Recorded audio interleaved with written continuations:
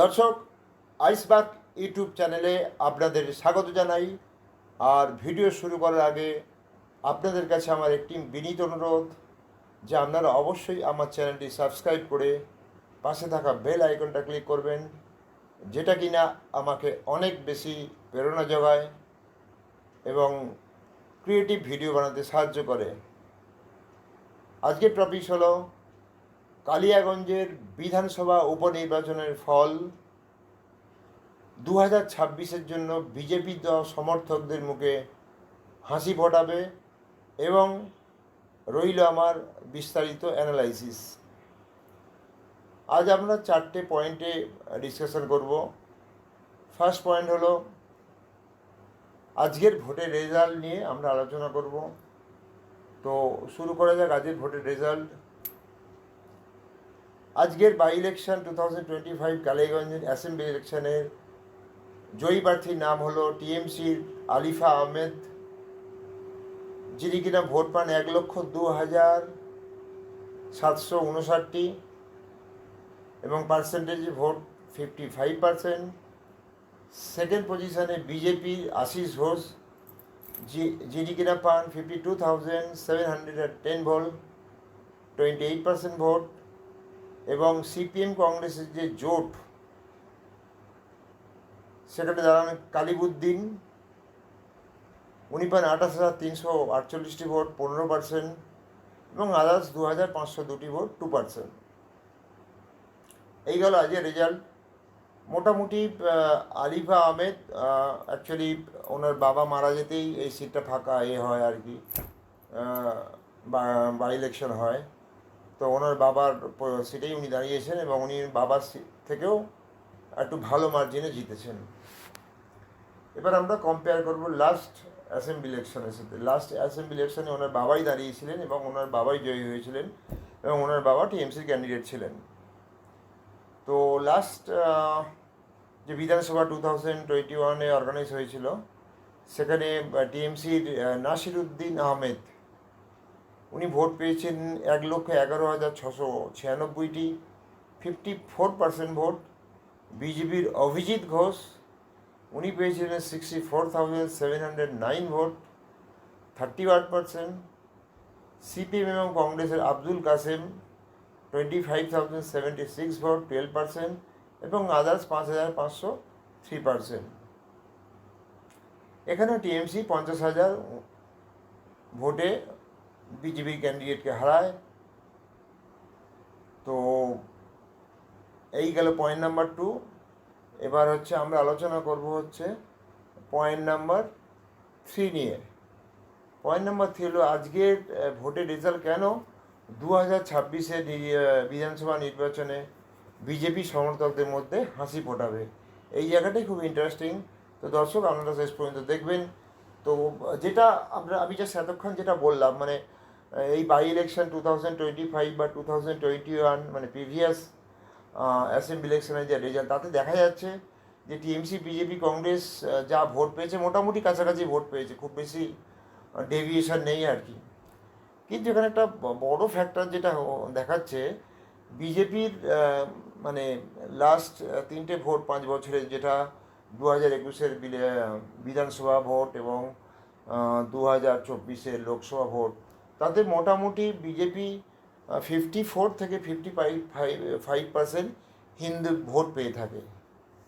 মানে 5% একটা ভোটের একটা, মানে টিএমসি থেকে 5 থেকে 7% ভোট একটা কম পায়, যার জন্যই কিন্তু বিজেপি গভর্নমেন্ট ফর্ম করতে পারে না। কিন্তু এইবারে বাই ইলেকশনে একটা ড্রাস্টিক চেঞ্জ দেখা গেছে। সেটা হলো বিজেপির সেন্ট্রাল বিজেপির আইটি সেল আজ যেটা প্রেস ব্রিফ দিয়েছে, যে এই যে বাই ইলেকশনের যে রেজাল্ট, এখানে বিজেপি টোটাল পেয়েছে 28% ভোট, কিন্তু যে Hindu percentage of the vote which is 74%, মানে টোটাল হিন্দু পপুলেশন, যে ভোট পপুলেশন আছে তার 74% পেয়েছে। অর্থাৎ বিজেপি যদি 65% ভোট পায় 2026-এর, মানে হিন্দু পপুলেশন যে ভোট আছে, তার যদি 65% ভোট পায় তাহলেই কিন্তু বিজেপি গভর্নমেন্ট ফর্ম করতে পারবে। এবার যেটা ব্যাপার হলো, এখানে 74% পেয়েছে। তো এইটা সেই জন্যই আমি এই অ্যানালাইসিসটা করেছি যে বিজেপি, ইভেন শুভেন্দু অধিকারীও এটা বলেছেন মানে প্রেস কনফারেন্সে, কিন্তু প্রেস কনফারেন্সটা এত লম্বা ছিল যে আমার পক্ষে পুরো দেখা সম্ভব হয়নি। তো এটা কিন্তু যথেষ্ট একটা চ্যালেঞ্জিং এবং একটা নতুন ব্যাপার যে হিন্দু হিন্দু জাগরণ হয়েছে, এবং এই হিন্দু জাগরণের জন্য দুটো জিনিস, একটা হচ্ছে শুভেন্দু এবং মজুমদার মানে সুকান্ত মজুমদারের মানে ভয়ডরিন চেষ্টা, মানে আপ্রাণ চেষ্টা, এবং টিএমসি বিশেষ করে টিএমসির যারা লিডার আছে তাদের একাধিক মুসলিম তোষণ, মানে যেটা কিন্তু হিন্দুদের আস্তে আস্তে আরও একত্রীভূত করছে। তো এই যদি একত্রীভূত আরও 8 মাস পরে ভোট হবে যদি করতে থাকে, তাহলে কিন্তু টিএমসির ভাগ্যে কিন্তু দুঃখ আছে।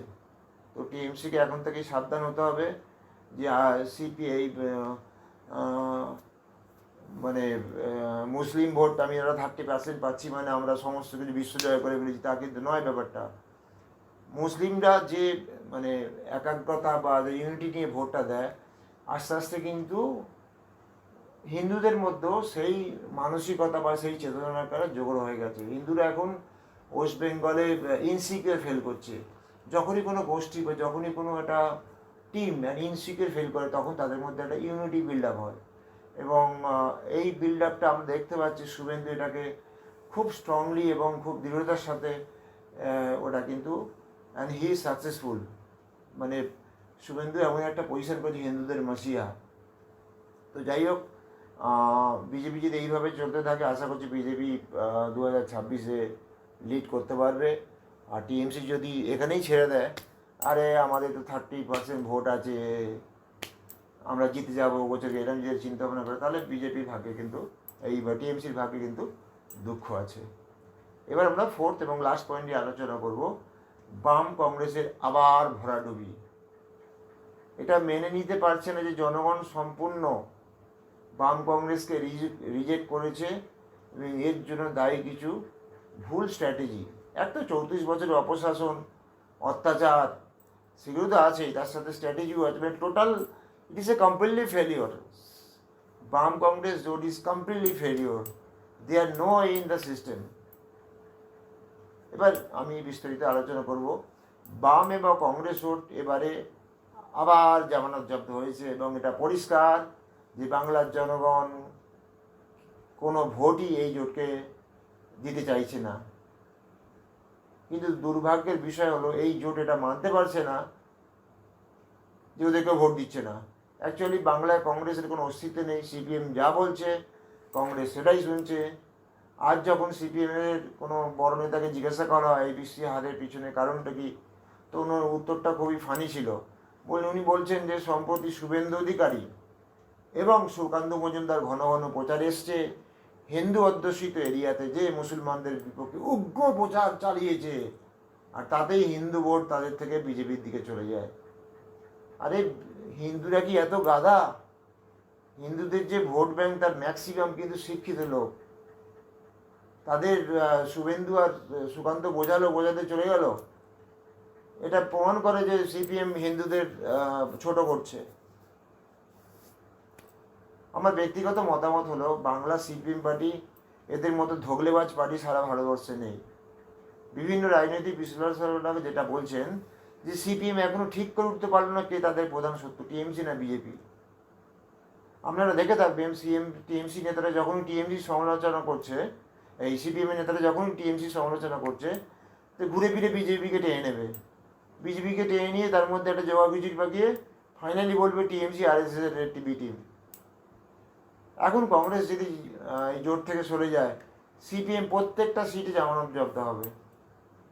এর থেকে নওশাদ সিদ্দিকীর পার্টির একটা মিনিমাম লেভেল আছে, মিনিমাম আইডিওলজি আছে। সিপিএমের কোনো আইডিওলজি নেই, কিছু ফালতু নেতা তারা এখন সিপিএমটাকে চালাচ্ছে।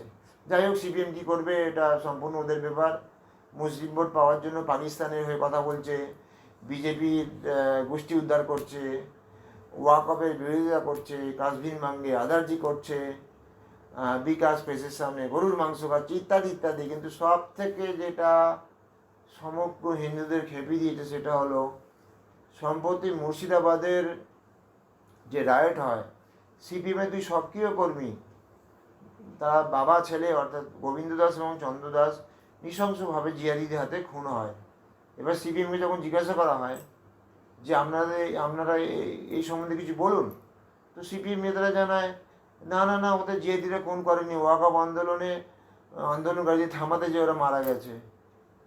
আর মুসলিম ভোটের জন্য সিপিএম কী না করতে পারে আমরা দেখেছি না 34 বছরে, কী না দেখেছি। মরিচঝাপি দেখেছি, বিজন সেতুতে আনন্দমার্গী হত্যা, সবই দেখেছি। যাই হোক, আমাদের সংবিধান এখনও পর্যন্ত 42 বছরে এখন ওটা সমাধান করতে পারেনি। তো দর্শক, আজকের জন্য এই পর্যন্ত। জয় হিন্দ, বন্দে মাতরম।